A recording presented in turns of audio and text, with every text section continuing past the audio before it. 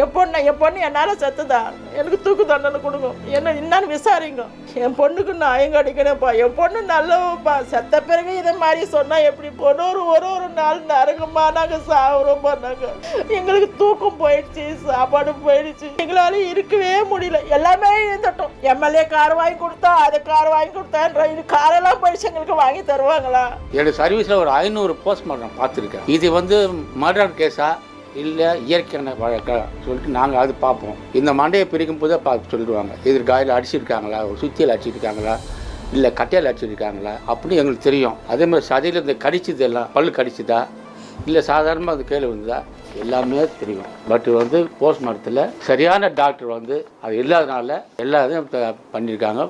சுத்தமாக ஒன்றும் இல்லை, இது மூச்சு திணறல் தான் அப்படி சொல்லிட்டு. கேரளாவில் ரப்பர் தோட்டத்தில் வேலை இருக்குதுன்னு புரோக்கர் எடுத்து போனேன். இங்கே நான் வச்சுதான் சட்டம், புரியுதா?